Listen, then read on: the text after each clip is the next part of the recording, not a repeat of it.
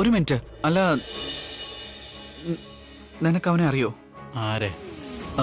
അല്ല, അത് പിന്നെ നീ ഇപ്പോ പറഞ്ഞില്ലേ, ആർക്കോ തോന്നി അയാളുടെ കല്യാണം പ്രീതിയുടെ കൂടെ നടക്കാൻ പോകുന്നതെന്ന്.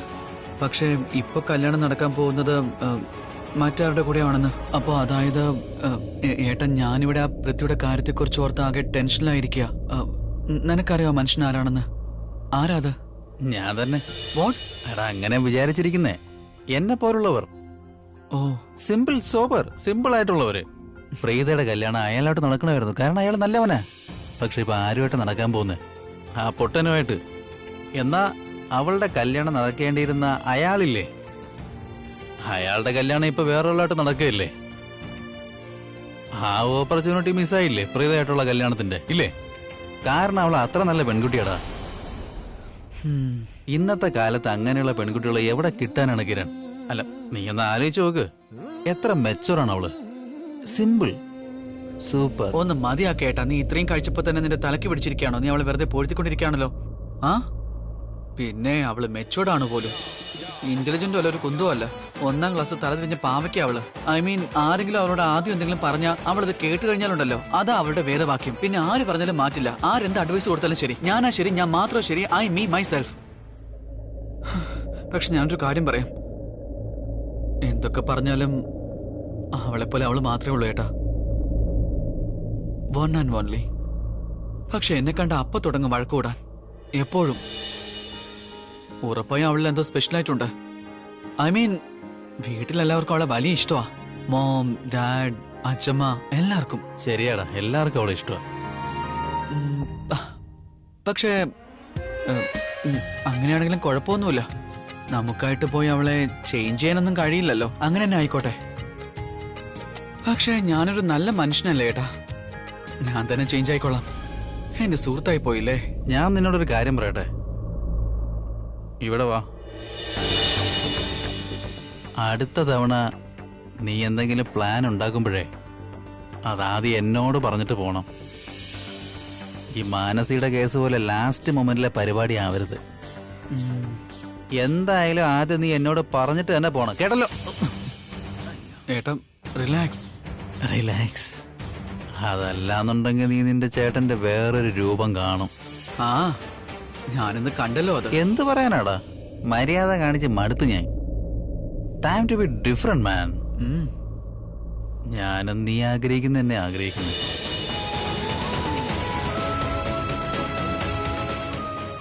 ഇനി ഞാൻ ആഗ്രഹിക്കുന്ന കാര്യം മാത്രമേ നടക്കൂ. Cheers. Cheers.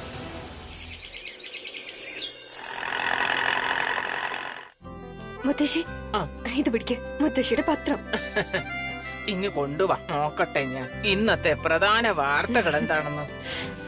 അമ്മേ, ദാ ചായ കുടിക്ക്. പത്രം പിന്നെ വായിക്കാം, ചായ കുടിക്ക്.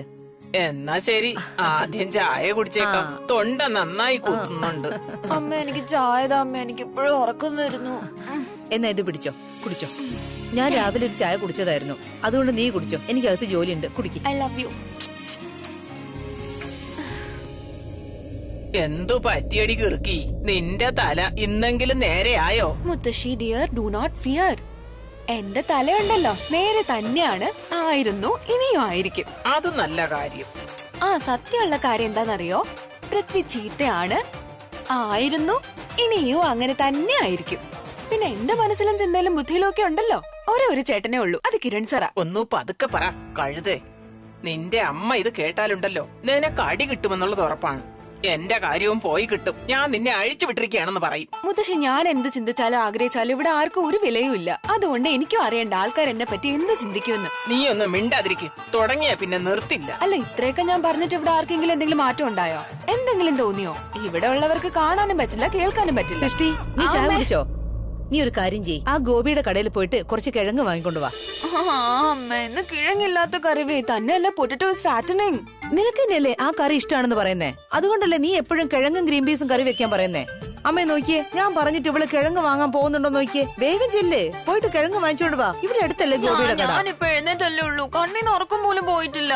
കിഴങ്ങിന് പകരം ഞാൻ ക്യാരറ്റ് വാങ്ങിയാലോ? നിന്റെ നാവിന്റെ വേഗത ഉണ്ടല്ലോ, അത്രയും സ്പീഡിൽ നീ ഒന്ന് നടന്നിരുന്നെങ്കിൽ ഇപ്പൊ കിഴങ്ങും വാങ്ങി വന്നേനെ. ശരി, എഴുന്നേക്ക്, വേഗം പോയിട്ട് വാങ്ങിച്ചോണ്ട് വാ. ശരി ശരി, എഴുന്നേക്കുവാ.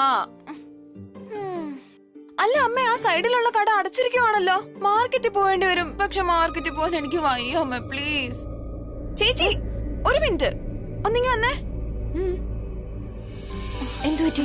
ചേച്ചി ചേച്ചി മാർക്കറ്റിൽ പോയി കിഴങ്ങ് വാങ്ങിച്ചോണ്ട് വരൂ പ്ലീസ്. ഇല്ല, ഇവിടെ കുറച്ച് പണിയുണ്ട്. അല്ല ചേച്ചി പോലും ഞാൻ പോലും ഒരുപോലെ തന്നെയല്ലേ. എങ്ങനെയെങ്കിലും കിഴങ്ങ് ഇവിടെ കിട്ടിയാ പോരെ. ഞാൻ എന്തിനു പോണം? അമ്മ നിന്നോടല്ലേ പറഞ്ഞേ, നീ പോ പ്ലീസ്. ചേച്ചി കൈ കൂപ്പി ചോദിക്കാം പ്ലീസ്. ചേച്ചി പ്ലീസ്, എനിക്ക് വേണ്ടി പോയിട്ട് വരൂ പ്ലീസ്. എനിക്ക് പോണ്ട, എനിക്ക് പോവാൻ സമ്മതിച്ചു. അവിടെ പോയി നിക്ക്, അവിടെ പോയി നിക്ക്. ഓക്കെ ചെല്ലു പ്രീത. ശരി, ഞാൻ പോയി വാങ്ങിട്ട് വരാം. ഇതാ മോളെ, ഈ കാശ് പിടിക്ക്, വേഗം പോയി വാങ്ങിച്ചോണ്ട് വാ. പിന്നെ അമ്മേ, ഇവളെ അടുത്ത് കറി ഉണ്ടാക്ക്. ഇവളുടെ മുഖം കണ്ട ശരിക്കും കിഴങ്ങ് പോലെയല്ലേ? അല്ലല്ല, അവള് കിഴങ്ങ് പോലെ ഒന്നല്ല ഇരിക്കുന്നേ. നീ പോയിട്ട് വാങ്ങിച്ചോണ്ട് വാ, നമുക്ക് കറി ഉണ്ടാക്കാം. Damn it!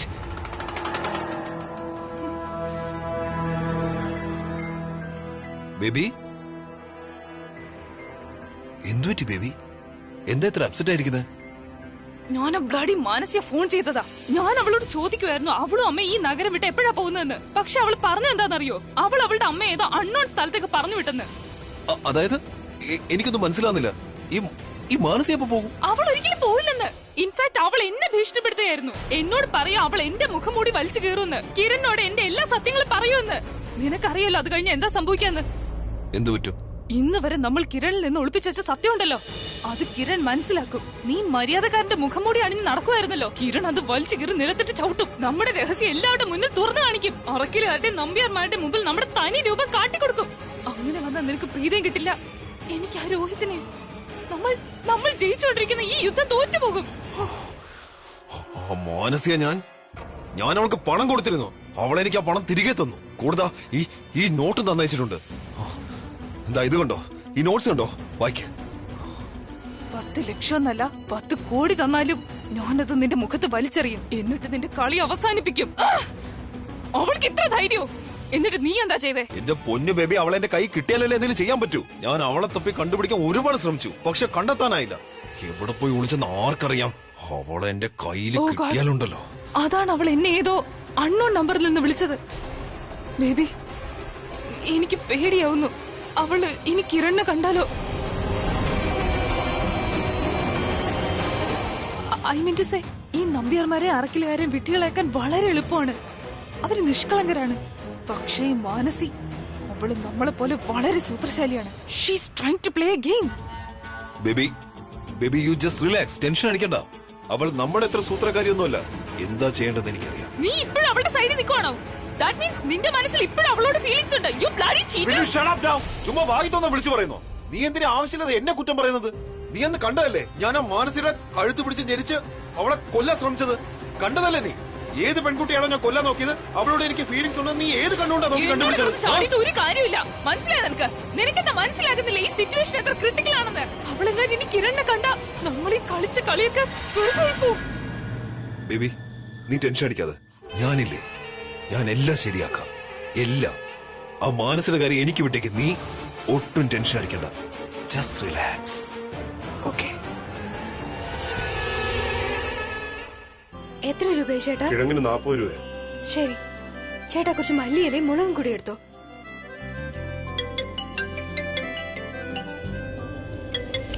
Hello hello, WhatsApp.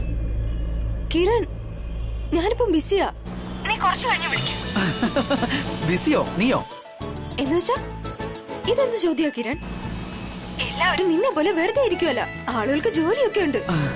Preetha ആർക്കല്ലേ ഇപ്പൊ നിന്റെ എൻഗേജ്മെന്റ് കഴിഞ്ഞെന്നുള്ളത് ശരിയാ. പിന്നെ കല്യാണത്തിന് ഇനിയും സമയമുണ്ട്. പിന്നെ അത് എത്ര ബിസി? നിനക്കിനി ഏതെങ്കിലും കുരുക്കഴിക്കാനുണ്ടോ? നിന്റെ ജോലി അതാണല്ലോ.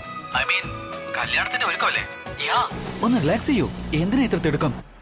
അതെന്താ നിനക്ക് ബിസിയാകാം, എനിക്കെന്താ ബിസി ആയിക്കൂടെ? ബിസിയാ പറഞ്ഞില്ലേ? ശരി, വെക്കപ്പോ ഫോൺ. ഞാനിവിടെ ബിസി ആണെന്നോ? ഞാൻ ശരിക്കും ഫ്രീയാ. ഞാൻ എപ്പോഴും എന്റെ കൂട്ടുകാരോട് സംസാരിക്കാൻ ഫ്രീ ആണെന്നേ. ഒരു സെക്കൻഡ്, ഞാൻ ഇവിടെ പച്ചക്കറി വാങ്ങുന്ന ബിസിയാ. പിന്നെ സൗഹൃദത്തിന്റെ കാര്യമൊന്നും നീ പറയാതിരിക്കുക ഭേദം. ഞാൻ എപ്പോ നിന്നെ ഫോൺ വിളിച്ചാലും നീ എത്ര റൂട്ടിയായി എന്നോട് സംസാരിക്കാറുള്ളത് ഓർമ്മയുണ്ടോ? അന്ന് ഞാൻ വിളിച്ചില്ലായിരുന്നു പൃഥ്വിയുമായി പ്രശ്നം ഉണ്ടാക്കരുതെന്ന് പറയാൻ. Oh my God Preetha Arakkal, നീ ആ ദിവസത്തെ കുറിച്ചാണ് സംസാരിക്കുന്നത്? അയ്യോ ഇവളുടെ ഒരു കാര്യം, നീ എവിടുന്നാടി കല്ല് തേടി പിടിച്ച് എന്നെ എറിഞ്ഞോണ്ടിരിക്കുന്നേ? ഐ മീൻ യാ കമോൺ യാർ, ഞാൻ ആ ദിവസം ശരിക്കും ബിസി ആയിരുന്നു. ഞാൻ എന്റെ പ്ലേയേഴ്സിന്റെ വീഡിയോ കാണായിരുന്നു. അന്ന് നീ ബിസി ആയിരുന്നു, ഇന്ന് ഞാൻ ബിസിയാ.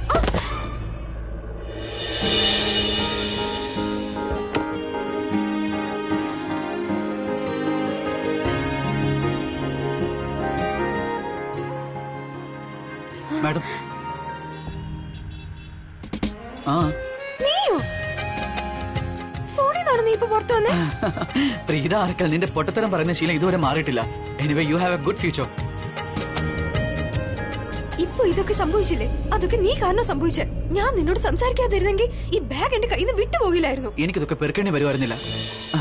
ഞാൻ ഇവിടെ വിഷമിക്കുന്നു, നിനക്ക് ജോക്ക് അടിക്കാനാണോ തോന്നുന്നത്? ഏയ് ഹൗ ഡംബോ, എടി മര കഴുതേ, ഈ പൊട്ടിയ കവറിലാണോടി വീണ്ടും പെറുക്കിയിടുന്നത്? പിന്നെ താഴെ വീഴില്ലേ? ഓ. ഒരു മിനിറ്റ് ചേട്ടാ, ഒരു സഞ്ചി തന്നെ. താങ്ക്സ്. മഞ്ഞു പോലെ മാൻ കുഞ്ഞു പോലെ മുല്ല പോലെ. വാ, നിന്നെ വീട്ടിൽ കൊണ്ടാക്കാം. ആ, അതിന്റെ ആവശ്യമൊന്നുമില്ല. നീ ഭയങ്കര ബിസി ആയ ആളല്ലേ. നീ പോയി വേറെ ആരെങ്കിലും അറ്റൻഡ് ചെയ്തോ. എന്തിനാ ഇപ്പൊ ടൈം വേസ്റ്റ് ചെയ്യുന്നേ? എന്റെ വീട് അടുത്തല്ലേ, ഞാൻ നടന്നു പോയിക്കോളാം. മിസ് പ്രീത അറക്കൽ, എനിക്ക് നിന്നെ കുറിച്ച് ഒരു ചിന്തയില്ല. ഞാൻ സരളാന്റെ ഓർത്ത ഈ പറഞ്ഞത്.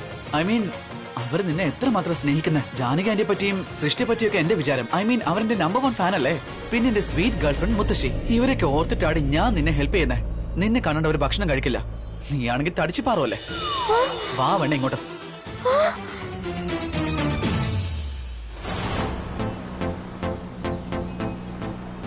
എന്തുവാടി കുനുകുനാന്ന് വർത്തമാനം പറഞ്ഞിട്ട് ഇപ്പൊ മിണ്ടുന്നില്ല? നിനക്ക് മര്യാദയ്ക്ക് സംസാരിക്കാൻ അറിയില്ലല്ലോ. ആദ്യം മര്യാദയ്ക്ക് സംസാരിക്കാം, എന്നിട്ട് ഞാൻ സംസാരിക്കാം. കണ്ടില്ലേ, അതിനു വേണ്ടി ഞാൻ എന്താടി ചെയ്തേ? നീ എന്താ സത്യം ചെയ്തിരിക്കണോ എന്നോട് ഒരിക്കലും മര്യാദയ്ക്ക് സംസാരിക്കില്ലെന്ന്? ഒന്നുകിൽ എന്നോട് വഴക്കിടണം, അല്ലെങ്കിൽ കളിയാക്കണം, ഇല്ലെങ്കിൽ നിന്റെ ആറ്റിറ്റ്യൂഡ് എന്നെ കാണിക്കണം. ഇന്ന് നീ അതിന്റെ എല്ലാം പരിധി വിട്ടു. നീ മാർക്കറ്റ് വെച്ച് എന്നെ എന്താ വിളിച്ച് തടിച്ചു പാറുന്നോ? നിനക്കറിയാമോ ഒരു പെൺകുട്ടി എത്ര കഷ്ടപ്പെട്ടിട്ട് അവളുടെ വെയിറ്റ് മെയിൻറ്റെയിൻ ചെയ്യുന്നെന്ന്? നീ എത്ര എളുപ്പത്തിലാ എന്നെ തടിച്ചു പാറുന്ന വിളിച്ചിട്ട് പൊക്കളന്നത്. I just don't like it. എന്റെ പെണ്ണെ, എടി ഞാൻ ഇൻഡയറക്ട്ലി തടിച്ചെന്ന് വിളിച്ചെന്നും പറഞ്ഞ, but I didn't mean it. എടി ഇതൊക്കെ നീ ഒരു സ്പോർട്സ്മാൻ സ്പിരിറ്റിൽ അങ്ങ് എടുക്കണം പ്രീത ആർക്കൽ. ആ ചെറിയ ചെറിയ കാര്യങ്ങൾ ഓർത്തൊന്നും വിഷമിക്കല്ലേ ഇങ്ങനെ. പിന്നെ നീ തടിച്ചല്ല ഒട്ടും മെലിഞ്ഞ സുന്ദരിയല്ലേ. ആ ഞാൻ വെറുതെ പറഞ്ഞാന്നേ, സത്യമായിട്ടും എനിക്ക് തമാശ പറയാനും പാടില്ലേ. Just casually. ഇന്നത്തെ കാര്യം അല്ല പറഞ്ഞത്.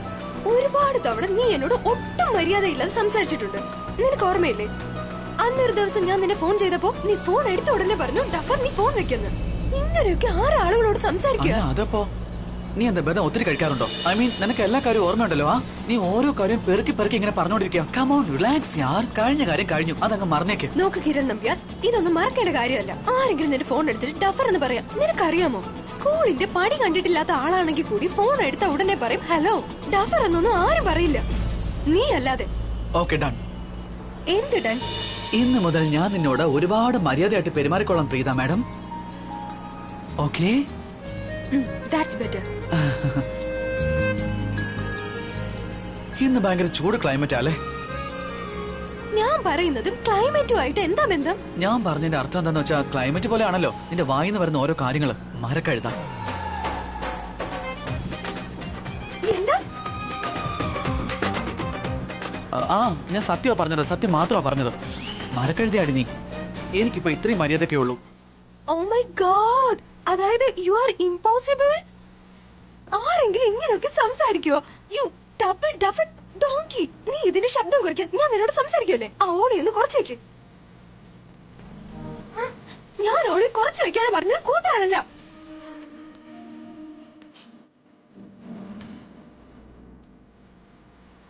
ഞാൻ പറയുന്നത് നീ കേക്ക്. ഞാനുണ്ടല്ലോ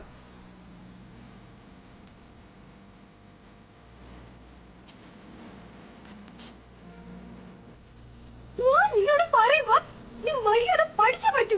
മര്യാദ പഠിക്കാതെ നീ ഇത് സംസാരിക്കാൻ പറയണ്ട എന്നോട്.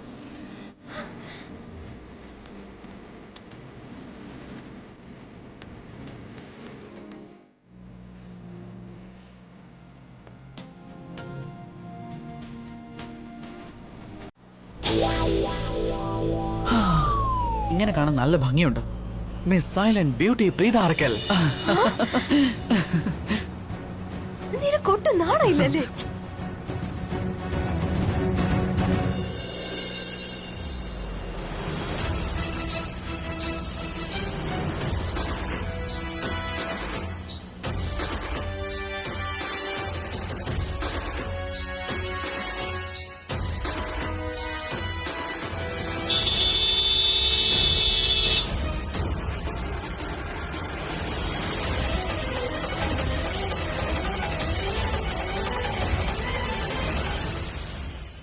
ഇതാ പയ്യനല്ലേ അമ്മ വീട്ടിൽ നിന്ന് ഓടിച്ചു വിടാൻ?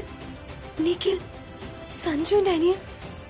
അമ്മ പറഞ്ഞത് ശരിയാ, ഇവര് ശരിക്കും ഗുണ്ടാ ടൈപ്പ് ആളുകളാ. എത്ര നേരം കിരൺ ഹോൺ അടിക്കുന്നു, എന്നിട്ടും ബൈക്ക് അവിടെ നിന്ന് മാറ്റുന്നില്ല.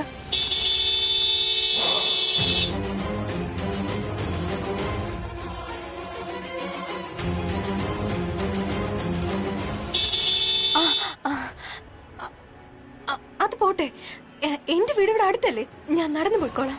നോക്കി, ഇവർ ചിലപ്പോ ഇമ്പോർട്ടന്റ് കാര്യമായിരിക്കും സംസാരിക്കുന്നത്, അതായിരിക്കും മാറാത്തത്. കുഴപ്പമില്ല, എനിക്ക് ഇവിടെ നിന്ന് 2 സെക്കൻഡ് പോയാൽ മതി. Are you sure? Yeah, yeah, very sure. എടി ഞാൻ കൊണ്ടുപോയി വിടാം. വേണ്ട വേണ്ട, നീ തിരിച്ചു പോയിക്കോ.